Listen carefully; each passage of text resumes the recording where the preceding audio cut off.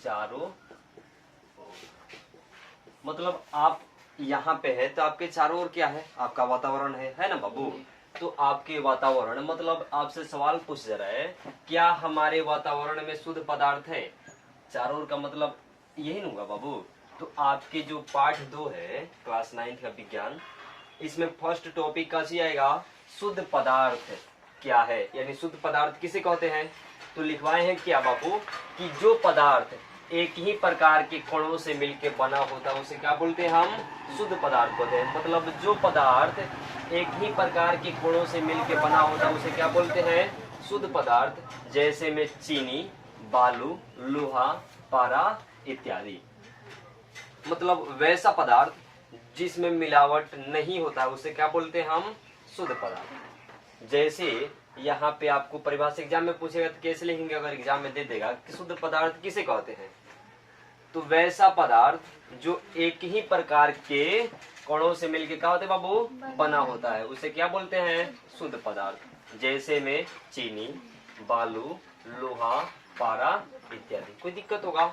अब जस्ट इसका उल्टा आ जाता है अशुद्ध, और अशुद्ध को हम दूसरा नाम कुछ दिए बाबू, मिश्रण। तो इसी का उल्टा, जस्ट इसका उल्टा हो जाएगा। यहाँ पे एक ही प्रकार के कणों से मिलकर बना होगा तो इसमें एक से अधिक कणों से मिलकर बना होगा। जैसे देखिए यहाँ पे क्या दिया है, अशुद्ध पदार्थ, यानी अशुद्ध को दूसरा का नाम कौन सी देंगे, मिश्रण। तो एक से अधिक प्रकार के कणों से मिलकर बना पदार्थ कौन सी कहलाते बाबू, अशुद्ध यानी मिश्रण कहलाते। कोई दिक्कत। जैसे आपको दे दिए बायोगैस, पेट्रोलियम और चाय इत्यादि। मतलब जो एक से अधिक प्रकार के कणों से मिलकर बना होता है उसे अशुद्ध बोलते हैं, और जो एक ही प्रकार के कण से मिलकर बना होगा उसे क्या बोलेंगे, शुद्ध बोलते हैं। मतलब जिसमें मिलावट होता है वो अशुद्ध है, और जिसमें मिलावट नहीं होता वो कैसे बाबू, शुद्ध है। कोई दिक्कत। जस्ट इसके बाद आपका आता है मिश्रण किसे कहते हैं। तो मिश्रण में देखिए क्या क्या मिला होता है, तत्व मिलेगा, नहीं तो क्या मिलेगा बाबू, यौगिक मिलेगा। तो परिभाषा कैसे पढ़ेंगे कि दो या दो से अधिक तत्व, या आपको क्या मिलेगा, दो या दो से अधिक यौगिक किसी भी अनुपात में अगर मिला होगा तो उसे क्या बोलेंगे बाबू, मिश्रण बोलेंगे। क्या बोलेंगे, मिश्रण। मतलब दो या दो से अधिक तत्व मिल जाए, या दो से अधिक का मिल जाए, यौगिक मिल जाए, मतलब एलिमेंट्स मिले या कंपाउंड मिले, किसी भी अनुपात में मिल जाएगा तो उस अनुपात को हम किसके नाम से जानेंगे बाबू, मिश्रण के नाम से जानेंगे। कोई दिक्कत होगा। आगे है कि आखिर जब तत्व या यौगिक मिलेंगे तो कोई ना कोई अनुपात में मिलेंगे, तो आखिर मिश्रण कितने प्रकार का होता है, यहाँ पे जानिए अगला टॉपिक। तो मिश्रण दो प्रकार के होते हैं। मिश्रण के कितने प्रकार होते हैं बाबू, दो। एक होते हैं समांगी मिश्रण। कौन मिश्रण, समांगी। और दूसरा है कौन बाबू, विषमांगी मिश्रण। कौन मिश्रण, विषमांगी। तो एक समांगी, दूसरा क्या होगा, विषमांगी मिश्रण। तो समांगी मिश्रण किसे कहते हैं, सबसे पहले ये जान लें। अच्छा, यहाँ तक किसी को दिक्कत है, समांगी मिश्रण क्या है और विषमांगी मिश्रण क्या है। सबसे पहले समांगी देखिए, वैसा मिश्रण जिसके सभी भाग के अवयवी पदार्थों का संगठन कैसे होते बाबू, समान, मतलब बराबर होते हैं। जैसे में दिया है पीतल, कांसा, पेट्रोल, सोडा जल इत्यादि। मतलब दो या दो से अधिक, अभी तो लिखा है ना बाबू कि दो या दो से अधिक तत्व मिले या कंपाउंड मिले, यानी एलिमेंट्स मिले या कंपाउंड, उसे क्या बोलेंगे, मिश्रण। और जब दो या दो से अधिक कंपाउंड या तत्व ही मिल रहे हैं तो दोनों तत्व की अगर संघटक दोनों का है बाबू, समान है, कैसे बाबू, बराबर होगा, तो उसे क्या बोलेंगे, समांगी। मतलब जब दो या दो से अधिक तत्व या यौगिक आपस में मिल रहे हैं, दोनों के दोनों का होगा बराबर होगा आपस में, या दोनों आपस में समान होगा, दोनों आपस में मिल जा रहा है, तो उससे क्या बोलेंगे बाबू, समांगी।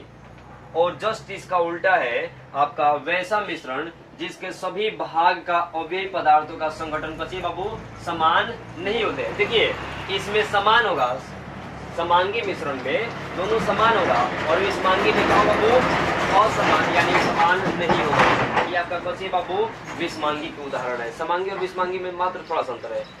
ये दोनों की परिभाषा एक ही तरह है। वैसा मिश्रण जिसके सभी भाग के अवयवी पदार्थ और इसमें भी है वैसा मिश्रण जिसके सभी भाग के अवयवी पदार्थ का संगठन इसमें समान होगा, लेकिन इसमें समान नहीं होगा। जैसे में दिया है विषमांगी में जल और तेल को आपस में मिलाएंगे तो कभी मिलेगा नहीं मिलेगा। स्याही में जल डालेंगे तो कभी मिलेगा नहीं मिलेगा बाबू। फिर उसी तरह दिया है नमक और बालू का आपस में मिलाएंगे तो मिलेगा कभी नहीं मिलेगा। ये सब किसका उदाहरण बाबू? विषमांगी का उदाहरण है। कोई दिक्कत? आगे है आपका विलयन। किसे कहते हैं? विलयन। थोड़ा देख लीजिएगा विलयन। विलयन भी एक प्रकार का मिश्रण है। और कौन सा मिश्रण है बाबू? समांगी मिश्रण। जैसे यहाँ पे लिखे हैं कि दो या दो से अधिक पदार्थों का समांगी मिश्रण, दो या दो से अधिक पदार्थों का समांगी मिश्रण। देखिएगा यहाँ पे मिश्रण में होता कुछ है कि तत्व मिलता है, नहीं तो कैसे मिलता है? यौगिक मिलता है। मिश्रण और विलयन में मात्र देखिए इसमें भी मिलता है और इसमें भी मिलता है। दोनों में अंतर मात्र थोड़ा सा है कि इसमें तत्व मिलेगा, नहीं तो कैसे मिलेगा? यौगिक। लेकिन विलयन में कैसे मिलता है? कैसे मिलता है बाबू? पदार्थ मिलता है। हमेशा याद रखिएगा। कोई दिक्कत होगा? मिश्रण में तत्व मिलेगा, नहीं तो यौगिक मिलेगा। और विलयन में कैसे मिलेगा बाबू? पदार्थ मिलेगा। इसमें भी दो या दो से अधिक मिलता है, इसमें भी दो या दो से अधिक मिलता है, लेकिन इसमें तत्व या यौगिक, इसमें कुछ पदार्थ। तो विलयन में दो या दो से अधिक पदार्थों के कौन मिश्रण? समांगी मिश्रण। क्या कहलाता है बाबू? विलयन या घोल कहलाता है। कोई दिक्कत? जिसे अपन भाषा में कहते हैं कि अपन भाषा में बोलते हैं कि रस बनाइए। घर में कहते लो ना बाबू, तो रस बनाने के लिए क्या होता है? नींबू डालते हैं ना, खड़े नींबू, उसका रस, जल और नमक या चीनी भी डाल के बाबू बनाते हैं। तो ये आपके कौन तैयार होता है? विलयन। और विलयन का दूसरा नाम कौन सी है बाबू? घोल। कोई दिक्कत? अब विलयन है तो विलयन में देखिएगा जैसे हम आपको बता रहे हैं कि नींबू और जल मिल रहा है, नींबू और काशी मिलेगा बाबू, आपस में जल मिलेगा। फिर बाबू चीनी और जल, फिर सोडा और जल, ये सब किसका उदाहरण है बाबू? विलयन का, इत्यादि। अब आपको दो चीज जानना जरूरी है कि विलायक किसे कहते हैं और विलय किसे कहते हैं। जैसे यहाँ पे दिया है नींबू और कौन सी बाबू? जल। नींबू और क्या दिया है आपका? जल। तो नींबू और जल जब आपस में मिलेगा तो तैयार होगा विलयन। कौन सी तैयार होगा बाबू? लेकिन नींबू को किसमें डाला जा रहा है बाबू? जल में। तो ये जो जल है, ये जल आपको कौन सी है बाबू? विलायक। मतलब जिस द्रव में पदार्थ को क्या किया बाबू? घोला जाता है, उसे क्या बोलते हैं हम? विलायक। मतलब कोई भी, जैसे मान लीजिए हम चीनी लेकर आए, चीनी को जल में डालेंगे ना बाबू, तो जिस पदार्थ को हम द्रव में डाल रहे हैं वो द्रव कौन कहलाते हैं बाबू? विलायक। और जिसको डाल रहे हैं वो कौन है बाबू? विलय। देखिए जैसे में दिया है जिस द्रव में पदार्थ को क्या करते हैं बाबू? डाला जाता है यानी घोला जाता है, उसे क्या बोलते हैं? विलायक। और फिर नीचे विलय है, तो विलय का होगा विलयन बनाने के लिए घोले जाने वाला पदार्थ। आपका कौन सी कहलाता है बाबू? विलय।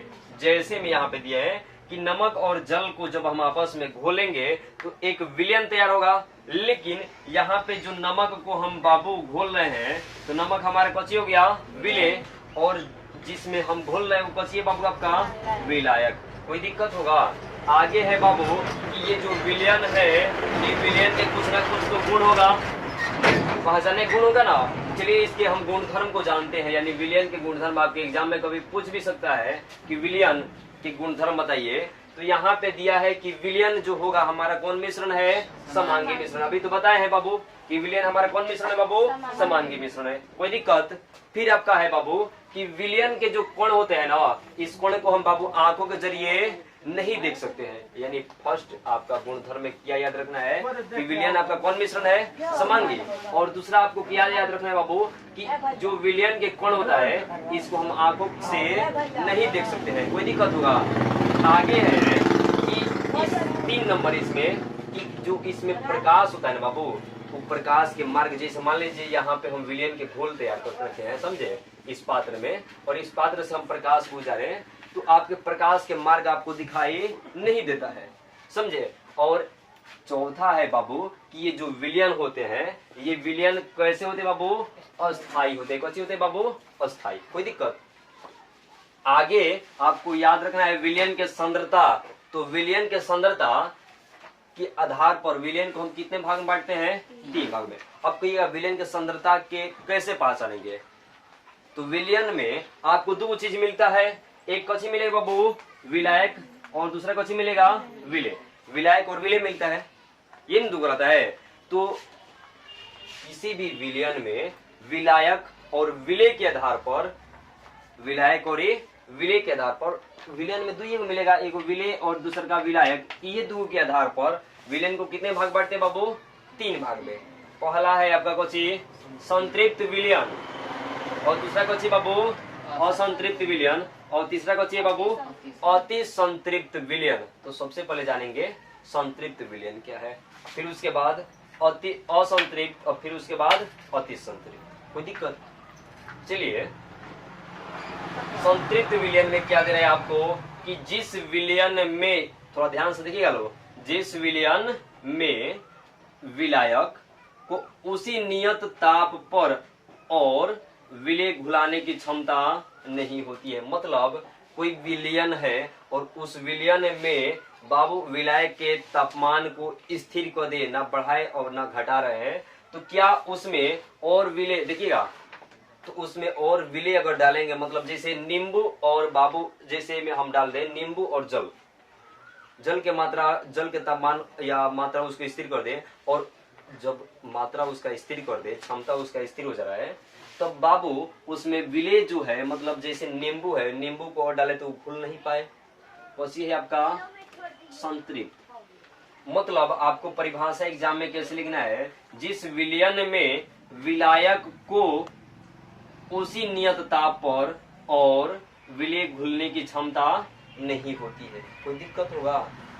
आगे है आपका इसका फॉर्मूला बाबू, कि आपको जैसे सवाल पूछ देगा कि घुलनशीलता बताइए या विलयता बताइए, तो फॉर्मूला क्या लगता है कि जो विलय पदार्थ होता है उसका द्रव्यमान बट्टा में विलायक जो होता है उसका द्रव्यमान, अब गुना कितना से करेंगे?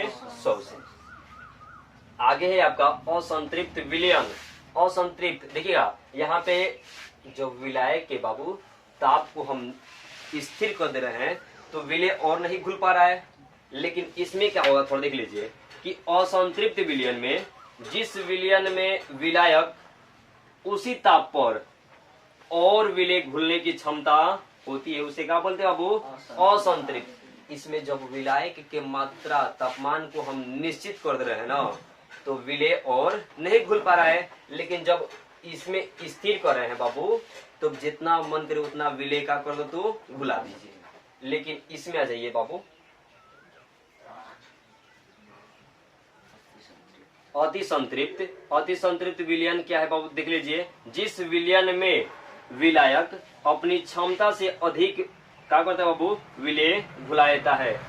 देखिए बाबू कि इसमें क्या हो रहा है कि जब विलायक के मान को निश्चित कर रहे हैं, तो विलय जो है विलय और इसका क्षमता घुलाने की नहीं हो पा रहा है। लेकिन इसमें क्या हो रहा है बाबू कि जब विलयन में विलायक के तापमान को हम निश्चित कर रहे हैं, तो विलय घुलने की क्षमता और हो जाती है। लेकिन इसमें क्या होता है कि जब विलयन में विलायक की मात्रा हम निश्चित कर देते हैं, तो अपनी आवश्यकता से अनुसार अपनी क्षमता से अधिक विलय को क्या कर सकते हैं बाबू? अगर एग्जाम पूछा है कि निलंबन क्या है, तो इसका परिभाषा कैसे देंगे? तो निलंबन एक विषमांगी मिश्रण होता है, जो यानी इसके कण किसका? तो निलंबन के एग्जाम परिभाषा के लिखेंगे तो यह एक विषमांगी मिश्रण है, यानी लिखेंगे निलंबन एक विषमांगी मिश्रण है। इसके कण बिना घुले द्रव में क्या रहता है बाबू? फैले रहता है। जैसे मान लीजिए ये एक बाबू आपका गिलास है और इसमें बाबू पानी रखा हुआ है, इसमें लिया के हम कहा कि बाबू बालू को डाल दिए और बाबू लगे चलाने। जब तक इसको बाबू इसमें का पानी हिलेगा तब तक बाबू, यानी जब तक पानी को गति में रखेगा तब तक बालू भी गति में रहेगा। पानी स्थिर हो गया तो बालू कहाँ जाएगा? नीचे जाएगा ना बाबू। तो इसमें जो कण होते हैं बिना घुले हुए द्रव में क्या रहते बाबू? फैले रहते हैं। ये है किसका परिभाषा? निलंबन का। तो निलंबन के कुछ गुण है, इस गुण को भी जानेंगे तो निलंबन के गुणधर्म क्या है? तो सबसे पहले आप जानते हैं कि निलंबन कौन मिश्रण है? विषमांगी मिश्रण है। तो निलंबन आपका विषमांगी मिश्रण है। अब जब बाबू पानी में हम बालू को डाल रहे हैं, तो जब तक पानी गति में है यानी जल गति में है, तब तक बालू भी गति में है। आपको उस कोण को देख सकते हैं, नहीं देख सकते हैं? दिखाई देगा बाबू, तो लिख देंगे इसके कोण आपकी आंखों से क्या होते हैं? दिखाई देते हैं। यानी निलंबन के कोण आंखों से क्या होता है? दिखाई देता है। और जैसे बाबू पानी यानी जल गति में इधर से प्रकाश देंगे, तो ये कोण जो है प्रकाश को बाबू चारों तरफ क्या कर देगा? फैला देता है। तो लिख दिए हैं इसके कोण प्रकाश की किरण को क्या करता है बाबू? फैला देता है। कोई दिक्कत? यानी निलंबन एक विषमांगी मिश्रण है। इसके कोण बिना घुले हुए द्रव को में क्या रहते बाबू? फैले रहते हैं। इसके गुणधर्म में आप जानेंगे कि ये कौन मिश्रण है? विषमांगी मिश्रण है। और इसके कोण को हम आंखों से क्या कर सकते हैं? देख सकते हैं। और ये प्रकाश किरण को क्या करता है? फैला देता है। अब जस्ट आता है कोलाइडल विलयन क्या है? कोलाइडल है, थोड़ा दोनों में मात्र थोड़ा सा ही अंतर है। विषमांगी मिश्रण है और ये भी विषमांगी मिश्रण है, लेकिन मात्र थोड़ा सा अंतर क्या है कि ये भी विषमांगी और ये भी विषमांगी, लेकिन इसके कोण द्रव में कहा रहते हैं बाबू? फैले रहते हैं बिना घुले हुए। लेकिन इसमें देखिए इसका कोण निलंबन के कोणों के आकार से थोड़ा सा क्या होता है बाबू? छोटा होता है। ये भी विषमांगी और ये भी विषमांगी, लेकिन इसके कोण द्रव में घुला हुआ है, लेकिन सॉरी इसके कोण जो है द्रव में फैला रहता है लेकिन घुला हुआ नहीं रहता है। जैसे स्थिर हो गया तो वो भी क्या हो जाएगा? स्थिर हो जाएगा। लेकिन इसके जो कोण होते हैं ना बाबू, निलंबन के कोण से क्या होता है? छोटा होता है। मतलब आप निलंबन से प्रकाश को बाबू चारों तरफ में क्या कर सकते हैं? फैला सकते हैं, लेकिन कोलाइडल से प्रकाश किरण को आप नहीं फैला सकते हैं। क्यों? तो देख लीजिए, दूध है, दूध से प्रकाश का आर पार हो जाएगा? नहीं होगा। दूध का होता है बाबू? गाढ़ा होता है। कुहासा, गोंद, रक्त इत्यादि ये सब किसका उदाहरण है बाबू? कोलाइडल का। एग्जाम में पूछे कोलाइडल किसे कहते हैं? क्या बोलेंगे? कोलाइडल एक विषमांगी मिश्रण है। इसके कणों यानी इसके कोण निलंबन के कोणों से क्या होता है बाबू? छोटा होता है। आपका हो गया कोलाइडल विलयन। जैसे में दूध, कुहासा, गोंद, रक्त इत्यादि। अब बाबू इसी में आता है एक टिंडल प्रभाव। जैसे में आप लोग देखते हुएगा, मान लीजिए आपका घर है बाबू, या आपका घर कहीं से जब घर में होल रहता है तो उसके माध्यम से जब सूर्य का प्रकाश आता है, तो इसमें अगर कोई भी चीज को बाबू कोई भी चीज या कपड़ा ले आकर इस यहाँ पे जब झाड़ते हैं, तो बाबू इसमें देखते हुए कि प्रकाश में आपको धूल कण उड़ते दिखाई देता है ना बाबू? तो इसी को क्या बोलते हैं? टिंडल प्रभाव। कैसे बोलते हैं बाबू? टिंडल प्रभाव। मतलब ये जो इसमें कोण आपको उड़ते हुए दिखाई देते हैं, ये कोण हमेशा गतिशील रहते हैं और ये कोण सूर्य प्रकाश को अपने तरफ अवशोषित करके सभी दिशाओं में क्या करते हैं? फैला देते हैं। कोई दिक्कत? अब सभी दिशाओं में फैलाते हैं, जिसके कारण घर में अगर बल्ब यहाँ पे लगा रहता है ना, तो सभी के सभी घर में क्या होता है बाबू? प्रकाश। तो यानी चारों दिशाओं में क्या होता है? प्रकाश आता है और उजाला आ जाता है। कोई दिक्कत? तो टिंडल प्रभाव क्या है? तो कोलाइडल के कोणों के आकार छोटा होने के कारण यह हमें आंखों से दिखाई नहीं देता है। अब यहाँ पे जान गए थे कि कोलाइडल के जो कोण होते हैं निलंबन के कोणों से क्या होते हैं? छोटा होते हैं, लेकिन कितना छोटे होते हैं कि बाबू ये आंखों से दिखाई नहीं देते हैं, लेकिन प्रकाश किरण को क्या करता है बाबू? फैला देता है। और जब प्रकाश किरण को फैला देगा तो उसे क्या बोलेंगे? टिंडल प्रभाव। कोई दिक्कत? अब टिंडल प्रभाव क्या है? तो एग्जाम में लिखेंगे कोलाइडल के कोणों के आकार छोटा होने के कारण यह आंखों से दिखाई नहीं देता है, लेकिन प्रकाश किरण को क्या करता है बाबू? फैला देता है, जिसे टिंडल प्रभाव कहते हैं। अब टिंडल प्रभाव के यानी आसवन विधि और एक है साधारण आसवन विधि। ये तो बाबू नहीं कह सकते, लेकिन ये कभी कभी आपके एग्जाम में पूछता है और पूछेगा भी। तो देखिए प्रभाजी आसवन विधि अगर बोलेगा वर्णन करे तो इसको विस्तार से लिखना पड़ेगा। अगर परिभाषा पूछेगा तो कैसे लिखेंगे? प्रभाजी आसवन विधि का उपयोग यानी इसका उपयोग वैसे दो या दो से अधिक घुलनशील द्रवों के मिश्रण को पृथक करने। देखिएगा यहाँ पे घुलनशील द्रव जो आपस में कहा जाए वो घुल सकते हैं, जैसे नमक और चीनी। घुल जाएगा? नहीं घुलेगा। चीनी और जल दोनों आपस में घुल जाएगा, ये घुलनशील पदार्थ है। यानी जब दो गो घुलनशील द्रव आपस में मिला रहेगा तो उस मिश्रण को पृथक मतलब तोड़ने में या तोड़ने के लिए जो जिस विधि का उपयोग करते हैं उस विधि का नाम कौन सी बाबू? प्रभाजी आसवन विधि। अब प्रभाजी आसवन विधि के द्वारा जब हम तोड़ते हैं तो उसका क्वथनांक कितना होता है? तो 25 केल्विन ताप से भी क्या होता है बाबू? कम होता है। जैसे में अगर मान लीजिए वायु, ये वायु है बाबू, हमारे वातावरण में जो वायु है, हवा है, उसमें अनेक गैसों का मिश्रण है, अनेक गैसों का मिश्रण है, तो उसको पृथक करने में यानी अलग अलग करने में किसका उपयोग करते हैं? प्रभाजी आसवन विधि का। कोई दिक्कत? फिर है कि जल एवं एल्कोहल के मिश्रण को पृथक